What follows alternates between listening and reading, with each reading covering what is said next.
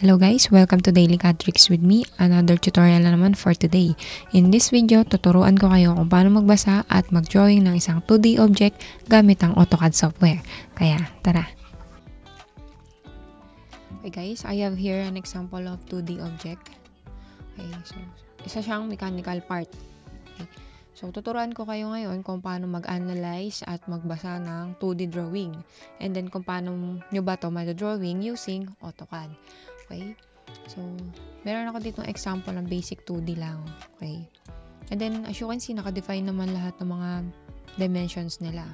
Okay? So, ano nga ba yung unang step ko paano mag-analyze ng drawing? So, for me, based sa mga na-experience ko and then yung way ko paano mag-analyze is, ang ginagawa ko is kinukuha ko muna tong total na length ng isang object and then yung width. Okay. Since nakalagay dito is 80 and then dito naman is 40, then 40 which is 80. So meaning equal sides tong object natin. So mas madali siyang i-drawing. Okay. So nakuha na natin 80 by 80. Okay. So punta na tayo sa AutoCAD. And then first thing naman dito pag nandito na kayo sa AutoCAD, check na yung units. Kasi may mga ibang drawing is nakalagay inches, centimeter. So, sa case natin ngayon is naka-millimeter siya. So, kailangan double check natin dito sa drawing units kung naka-millimeters ba siya. So, okay naman. Okay na natin. And then, nakuha na natin, di ba, yung kanyang sides. So, type nyo sa command line, L. Kasi gagawa tayo ng kanyang reference line. Then 80 ulit. And then 80. And then close. Okay, yung mga gagamitin ko na method or yung process is para na din sa mga beginners natin para makasunod kayo. Okay, so alam mo na kung gaanong shortcuts. Okay, so nakakuha na natin yung kanyang total length and width. So equal sides. And then as you can see, may mapansin kayo dito na center line. So, center line ang tawag dyan.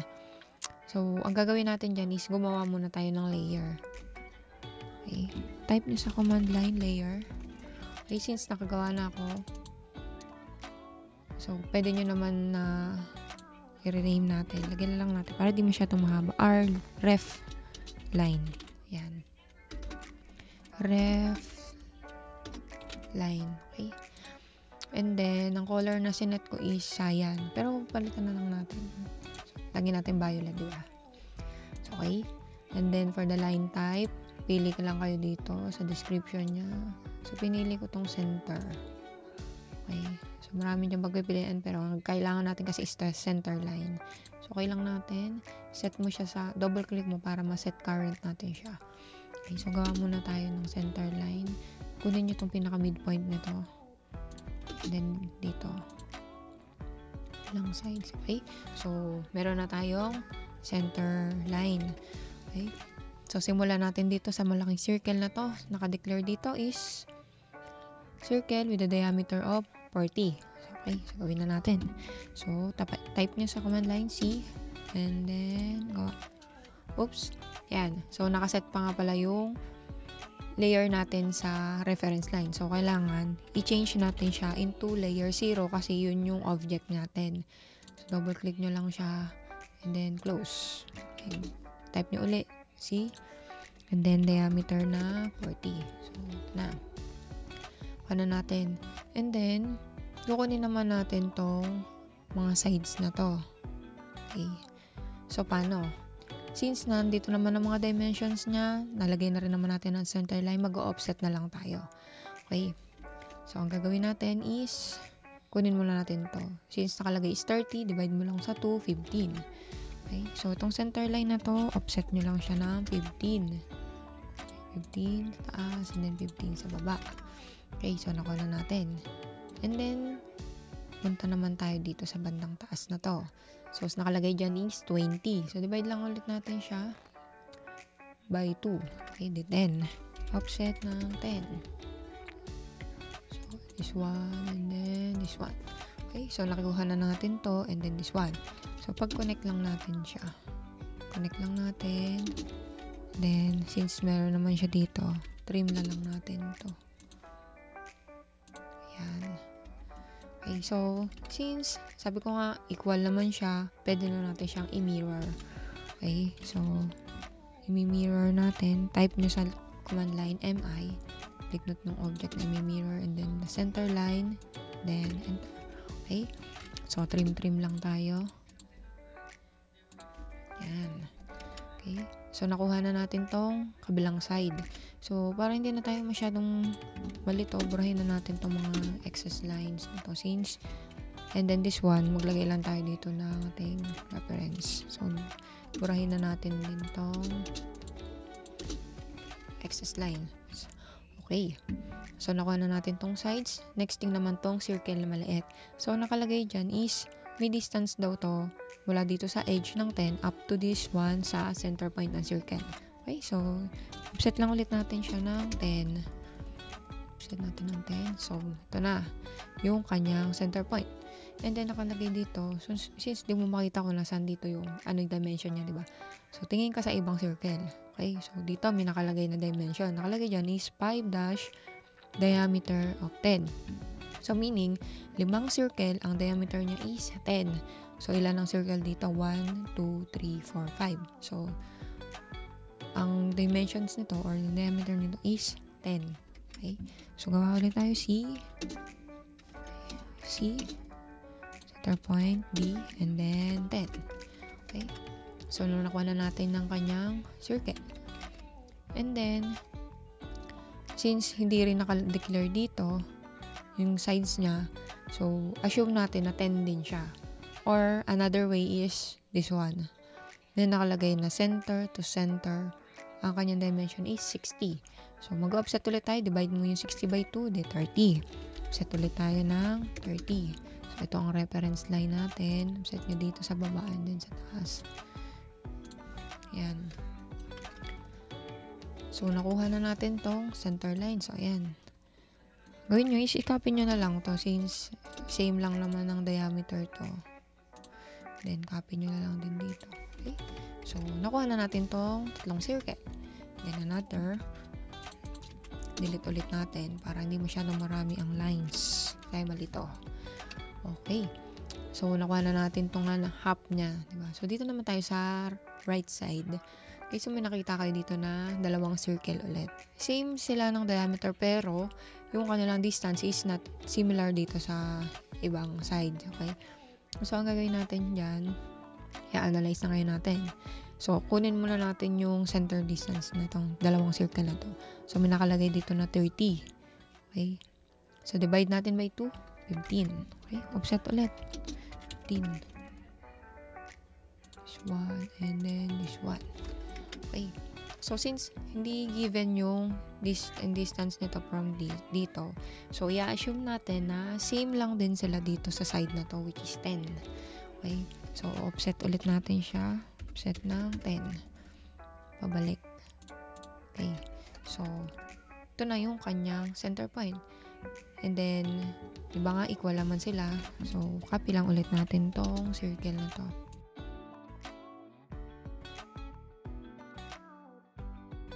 Okay. So, yan. So, nakuha na natin tong part na to. And then, meron pa siya dito nakalagay. Nakalagay na R10. So, meaning, itong arc na to is, ang radius niya is 10.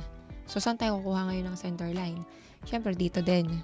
So, kaya siya nakalagay dyan is, ang magiging center point mo is dito din. Diba? So, gawin natin.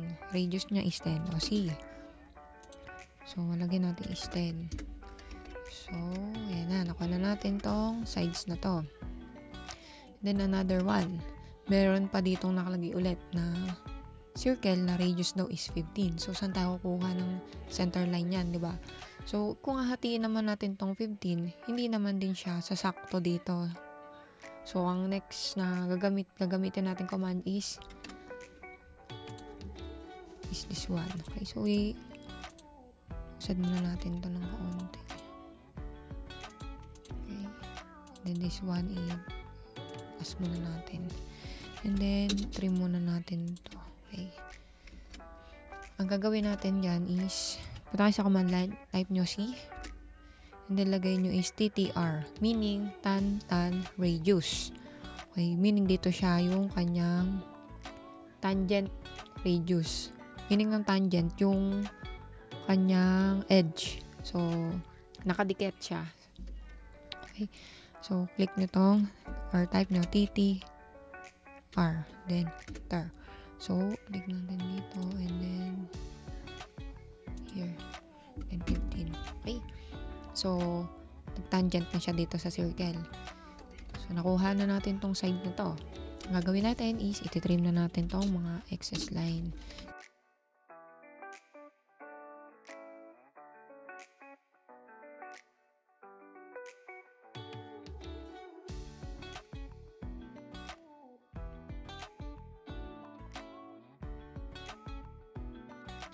So, nakuha na natin tong first part na to. Since nakita nyo, same lang din siya dito sa baba para hindi nyo na ulitin yung ginawa nyo dito. I-mirror na lang ulit natin siya. So, okay. So, type nyo command line, MI, then click nyo object na i-mirror nyo or yung ikakopy nyo. Then, enter. Then, click nyo tong center line. Then, enter. Okay. So, para mas ma-appreciate, trim ulit natin. So, since hindi siya sumakto, so, ulitin natin kasi baka mali ang okay. So, mirror, select natin yung objects natin, and then here, okay. And then, okay. So, move lang natin siya ng kaunti dito para magsakto. Okay. So, okay na. So, ngayon natin is ititrim na natin yung mga excess lines. So, hindi na natin ito kailangan. Then, this one. And then, yung reference line na to, okay na. Since tapos na natin makuha. So, as you can see, nagawa na natin siya. The next step natin is, lalagyan na natin siya ng dimension. Okay, punta kayo dito sa annotate sa taas. And then, click nyo tong horizontal. So, kunin natin muna lahat ng mga horizontal line. Okay. So, tama naman siya, 20. So, close editor. And then, ano pa mga horizontal? Is this one. Okay.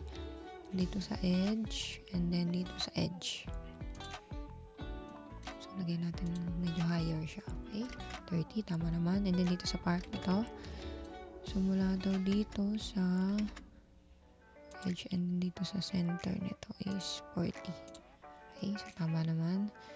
Then, again, repeat lang natin dito. Okay.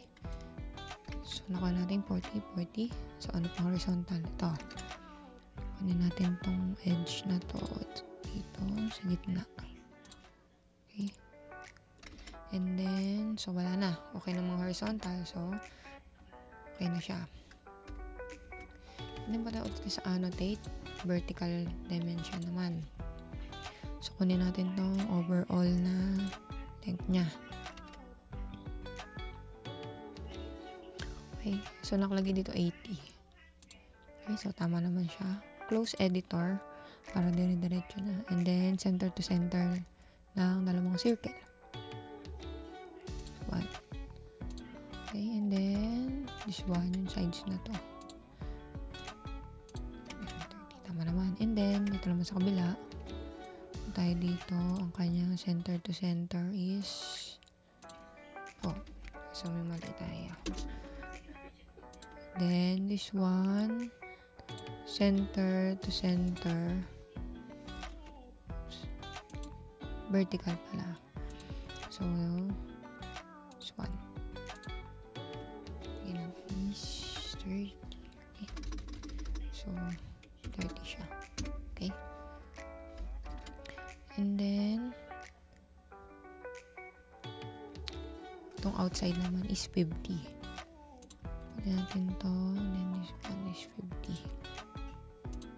Okay?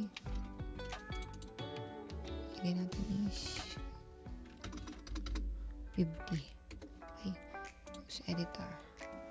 Okay. So, nakuha na natin tong 30 and then 50. So, ang gagawin naman natin tong mga diameter. Okay, so click natin tong diameter. Click natin tong circle. Okay, so lagyan natin diameter sa editor. And then, kunin naman natin tong diameter na to isa. Okay. So, nalagyan natin siya, i-edit natin siya kasi lagay natin ng 5 dash. Ayan. Okay. And then, kunin naman natin tong radius. Ito tayo dito, radius. Click nyo lang tong line na to. Okay. 15. And then this one. Sa radius lang din to. 10. Ayan, 15 and then 10. So, that's it. So, naka-drawing na natin. So, ganun lang kadali mag-analyze. Siyempre sa una, malilito pa kayo kasi mahirap talaga mag-analyze ng drawing. So, itong example ko na to is basic drawing lang to. So, what more pa pagka yung mga complicated na design pa ang i-analyze nyo. Pero, step by step naman, matututunan nyo rin naman yung mag-analyze ng mga drawing. Familiarize lang kayo sa mga symbols, kung ano mga ginagamit na symbols for diameter, or length, width, mga ganun. So, kailangan medyo i-familiarize natin yung sarili natin sa mga ganong symbols. Okay? So, natapos na natin tong 2D drawing. So, sa next video, ituturo ko naman sa inyo kung paano ko siya i-3D. Okay? Hopefully, nakasunod kayo sa tutorial natin for today. Once again, I'm Engineer Kim. Thank you for watching and God bless everyone. Bye-bye!